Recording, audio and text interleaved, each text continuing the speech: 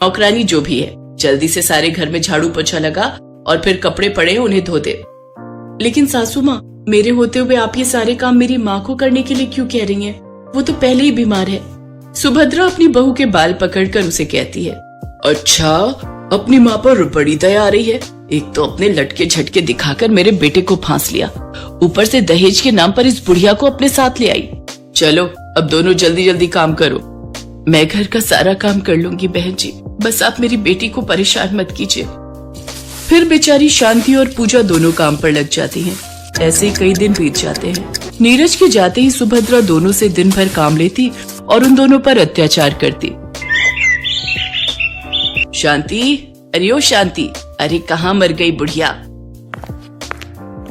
सासू माँ, आज मेरी माँ की तबीयत ठीक नहीं है, उन्हें तेज बुखार है। अगर कोई काम है तो आप मुझे बता दीजिए। अच्छा, तो वो महारानी मेरे घर में आराम फरमा रही है, अभी बताती हूँ उसे। ये कहकर सुभद्रा पानी की बोतल आराम कर रही शांति पर उड़ेल देती है। बहन जी, ये क्या तरीका है एक सोते हुए इंसान को जगाने का? चुप कर, अब तू 2 टके की बुढ़िया मुझे तरीका बताएगी? चल खड़ी हो, घर का सारा काम बाकी है और तू यहाँ घोड़े बेचकर सो रही है। बहन जी, मुझे बुखार है और मुझे चक्कर भी आ रहे हैं। आज मुझ में बिल्कुल हिम्मत नहीं है कि मैं कुछ काम कर सकूं। तुम जैसे भिखारियों की नौटंकीबाजी में अच्छे से जानती हूँ। बस बेड पर पड़े पड़े ही मुफ्त की रोटी तोड़नी है तुमने। अगर घर का काम नहीं किया ना तो भूखा मारूंगी तुम लोगों को। तुम जैसे भिखारियों की एक ईंट तक खरीदने की औकात नहीं। वो एहसान मानो मेरा जो तुम्हें इस आलीशान छत के नीचे रहने को मिल रहा है।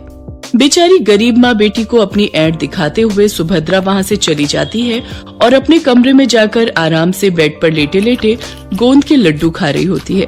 सुभद्रा रोज इसी तरह उन दोनों पर किसी न किसी बहाने से अत्याचार करती रहती। इन दोनों गरीब औरतों पर कितना भी अत्याचार कर लो, लेकिन ये दोनों है कि यहाँ से खिसकने का नहीं ले रही। अब मुझे अपना आखिरी दाव खेलना ही होगा। अरे बहू, कहाँ मर गई? इधर तो आ। जी माँ जी, आपने बुलाया मुझे? तूने मेरी साड़ी प्रेस किया नहीं? जी वही कर रही थी। अच्छा एक काम कर, मेरे लिए जाकर पहले किचन से 1 गिलास पानी तो ले आ। जी अभी ले आई। पूजा पानी लेकर आ ही रही होती है कि तभी सुभद्रा की जोर जोर से चिल्लाने की आवाज आती है। हे राम, इस लड़की ने तो मेरी पूरी साड़ी जला दी। लेकिन ये कैसे हो सकता है? मैं तो प्रेस बंद करके गई थी। अच्छा, तो तू क्या कहना चाहती है? इसे क्या मैंने जलाया है? रुक अभी बताती हूँ तुझे। सुभद्रा गरम गरम प्रेस पूजा के हाथ पर लगा देती है। दर्द के मारे पूजा जोर जोर से चिल्लाती है। अरे ये तो मेरी पूजा की आवाज है, लेकिन ये चिल्ला क्यों रही है? चल कर देखती हूँ। शांति कमरे में आती है। बहन जी, ये क्या कर रही हैं आप? क्यों मेरी गरीब बेटी पर इतने जुल्म कर रही है? अच्छा बुढ़िया, तुझे बड़ी दया आ रही है अपनी बेटी पर। माँ को कुछ कहूँ तो बेटी को बुरा लगता है और बेटी को कुछ करूँ तो माँ को दर्द होता है। एक काम करती हूँ, इन माँ बेटी की जोड़ी को ही अलग कर देती हूँ। चल बुढ़िया, तू अब भी निकल मेरे घर से, जा कहीं बाहर जाकर मर। सुभद्रा शांति को धक्के मारते हुए घर से बाहर ले जाती है।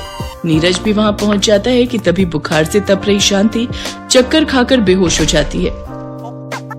मार डाला इन्होंने मेरी माँ को। नीरज देखो न, सासू माँ ने मेरी माँ के साथ क्या किया। फिर पूजा उसे सुभद्रा के अत्याचारों के बारे में बताती है, जिसे सुनकर नीरज कहता है।